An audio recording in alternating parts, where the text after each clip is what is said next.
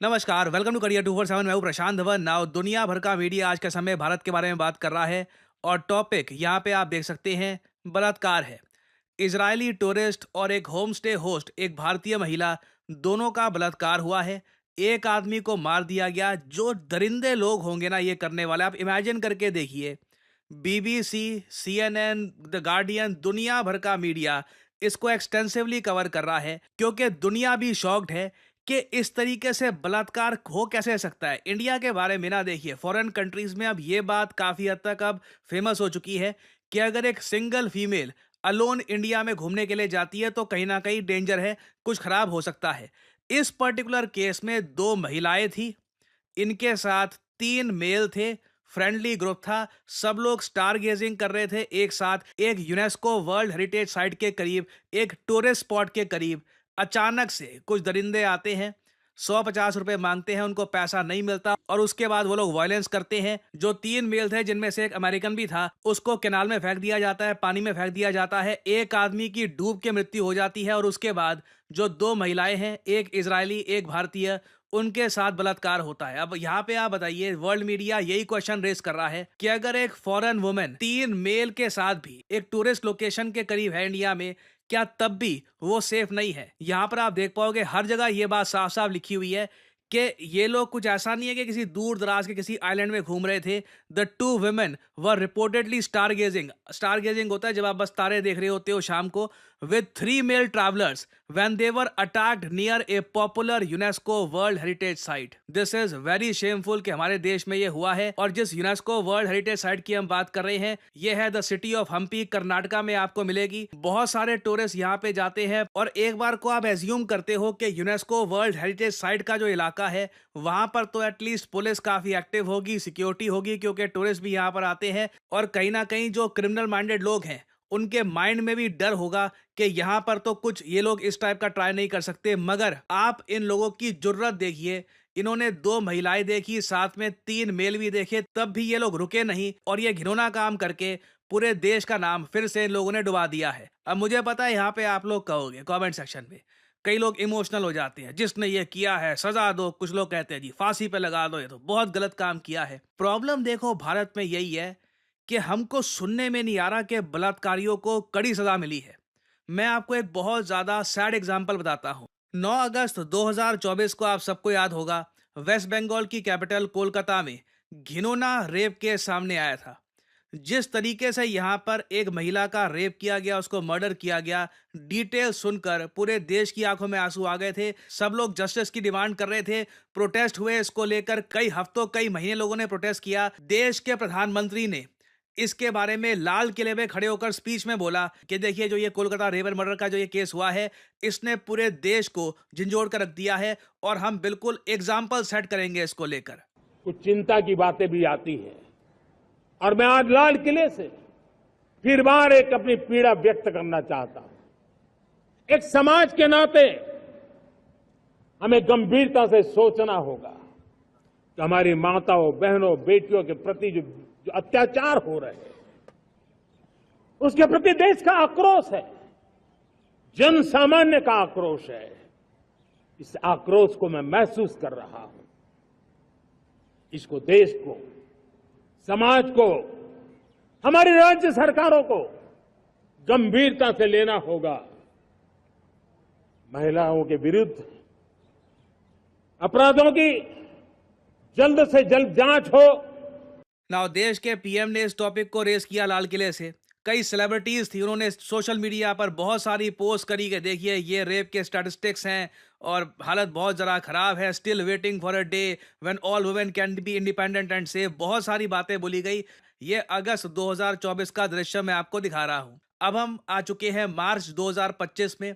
स्थिति देखिए ये है, जो मदर और फादर हैं ऑफ द मर्डर डॉक्टर, जो जो यहाँ पे विक्टिम थी, जिनको घिनौने तरीके से मार दिया गया था, ये आज के समय दरख्वास्त कर रहे हैं देश के प्रधानमंत्री को और ये कह रहे हैं कि प्लीज हमको जस्टिस दिलवाने में मदद करिए। यहाँ पे आप देख पाओगे इन्होंने रिसेंटली कहा है, I would like to meet the PM and appeal him to intervene in this matter and consider our plea for justice for our deceased daughter. आगे की बातें आप अगर सुनोगे आपका दिल टूट जाएगा। इन्होंने ये कहा है कि we don't even have her death certificate. जिस तरीके से कोलकाता में जो ये रेप एंड मर्डर केस की विक्टिम थी, जिस तरीके से इनको मारा गया, जो डिटेल्स थी वही इतनी जरा ग्रूसम है। और आज भी उस लड़की के पेरेंट्स दर-दर धक्के खा रहे हैं, कोशिश कर रहे हैं कि कहीं से उनको जस्टिस मिल जाए। अब एक बार को आप कह सकते हैं कि लॉ एंड ऑर्डर ये स्टेट सब्जेक्ट होता है, तो ये वेस्ट बंगाल का ये इशू होना चाहिए, वेस्ट बंगाल की गवर्नमेंट का, पुलिस का। क्लियरली ये लोग यहाँ पर सैटिस्फाइड नहीं फील कर रहे और ये कह रहे हैं कि एक बार को प्रधानमंत्री मोदी ही खुद यहाँ पर इंटरवेंशन करे और कुछ यहाँ पर हो। और जो ये पूरा केस है ना, मैं आपको बता दूं, बहुत ज्यादा अनफॉर्चुनेट है और इससे एक इतना खराब एग्जाम्पल सेट होता है। जो ये क्रिमिनल माइंडेड लोग होते हैं, जो समाज में ओवरऑल इनकी आबादी बहुत कम होती है, किसी औरत का बलात्कार कर देना, किसी 3-4 लोगों को केनाल में फेंक देना, इस तरीके से फेंकना कि एक आदमी डूब के मर जाए, बहुत ज्यादा क्रिमिनली माइंडेड टाइप के लोग होते हैं। ये इनकी आबादी बहुत कम है। मगर प्रॉब्लम देखो भारत में ये है, ऐसे लोगों को डर नहीं है। ये बात हर कोई बोलेगा। आप इंडिया में सर्वे करा लीजिए, सब लोग यही कहेंगे कि ये क्रिमिनल माइंडेड लोग जो है ना भारत में, इनको जेन्युइनली डर नहीं है, क्योंकि इनको एग्जाम्पल दिखता नहीं है कि किसी ने ऐसा कुछ अपराध किया हो और झट से पब्लिक के सामने उसको सजा मिली हो। और ओवरऑल आप अगर भारत में भी देखोगे ना, तो कन्विक्शन रेट जो है क्राइम्स अगेंस्ट वुमेन के केस में, ये सिर्फ 26% के आसपास है। फिर साथ ही साथ जो करप्शन होता है हमारे देश में, काफी बार ऐसे लोग करप्शन के जरिए ही बच जाते हैं। हमें कहीं ना कहीं एग्जाम्पल सेट करने होंगे। अभी जो हमारे यहाँ सिस्टम है इंडिया में कि जी ये तो जी स्टेट सब्जेक्ट है, और स्टेट देखेगी पुलिस, और ये आराम आराम से केस चल रहे हैं। हमको लिटरली ना यहाँ पे फोकस करना चाहिए कि कैसे ये केसेस में जल्दी जस्टिस हम डिलीवर करें, क्योंकि justice delayed is justice denied. और जितना आप डिनाई करोगे जस्टिस, जितना ये लोग जो क्रिमिनल माइंडेड लोग देखेंगे कि एंड में होता थोड़ी ना है कुछ। कोलकाता वाले केस में भी क्या हुआ, तो ऐसे लोगों का देखिए ऑब्वियसली मनोबल बढ़ता है ये सब देखकर। नीड आज के समय ये है कि जिन लोगों ने ये अपराध किया है, जल्द से जल्द इनको पकड़ा जाए। फॉर गॉड सेक, पूरी दुनिया को बताकर, ना सिर्फ पूरे देश में ये बात अनाउंस करके, पूरी दुनिया में अनाउंस करके ऐसे लोगों को हमें पनिश करना चाहिए।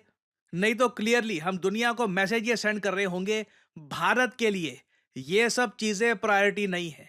हमारे लिए मेन कंसर्न नहीं है ये कि ऐसे केसेस हमारे देश में ना हो। अगेन मैं यहां पर कहूंगा, जिन सर्कमस्टांसेस में ये सब कुछ हुआ है ना, इट इज एब्सोल्युटली शॉकिंग। कोई ऐसा नहीं है कि एक महिला कहीं पर अकेली कहीं पे जा रही थी, she was with male tourist, वो एक लोकल फीमेल के साथ भी थी, एक यूनेस्को वर्ल्ड हेरिटेज के पास ये सब होना, दिस इज वेरी शेमफुल। और होपफुली मैं कहूंगा यहाँ पर जिन लोगों ने ये सब किया है ये पकड़े जाएंगे, इनको जल्द से जल्द पनिश किया जाएगा। और एक चीज जो वैसे ही हमको कर लेनी चाहिए थी, अब जाकर हो रही है वैसे, कि जो भी टूरिस्ट स्पॉट्स हैं वहां पे सिक्योरिटी और एनहेंस की जाएगी। ये पहले ही कर लेते यार।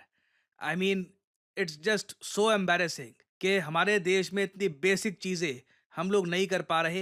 एंड अभी देखना होगा कि इस केस में क्या डेवलपमेंट्स आती हैं, कुछ फर्दर यहाँ पे डेवलपमेंट्स आती है, कुछ अगर होता है इस केस में तो मैं आपके लिए अपडेटेड वीडियोस यहाँ पे लाता रहूँगा। और ऑब्वियसली हर आर्टिकल में आप देखोगे जो ये केस हुआ है ना, इससे टूरिज्म सेक्टर और ज़्यादा अफेक्ट होने वाला है। बिल्कुल देखिए, भारत के टूरिज्म को ये चीज जितना बुरी तरीके से नेगेटिवली इफेक्ट कर चुकी है, ऐसे केसेस इन द पास्ट भी हो चुके हैं। ये आपको याद होगा, ब्राजीलियन टूरिस्ट का गैंग रेप हुआ था इंडिया में, उससे पहले जाओगे और भी बहुत सारे केसेस हो चुके हैं। टूरिज्म सेक्टर का तो भूल ही जाइए। अब तो मुझे अजीब लगता है कि कोई फीमेल टूरिस्ट इंडिया में आती भी है तो अपने आप में ये सारे केसेस देखकर she is a very brave women, और तब भी ऐसे केसेस हो रहे हैं। Really this is very shameful और something really needs to be done. और फाइनली बहुत ही इंपॉर्टेंट जानकारी आप सब लोगों के लिए, एक्सिस बैंक का जो हमारा बैच है, आपको पता होगा मैंने करियर 247 पर इसकी काफ़ी एड्स डाली थी कि डेप्यूटी मैनेजर आप बन सकते हैं एक्सिस बैंक में थ्रू करियर 247। तो जो इसका बैच है यहाँ पर पीवीआरएम का, ये स्टार्ट हो जाएगा 15 मार्च से। ऑलराइट, तो 15 मार्च से पहले पहले जो अपना फॉर्म है फिल कर लीजिए। असेसमेंट टेस्ट जो है करियर 247 का दे दीजिए। लिंक इसका आपको मिल जाएगा नीचे कमेंट सेक्शन में पिंड, और डिस्क्रिप्शन में भी इसका लिंक आपको मिल जाएगा।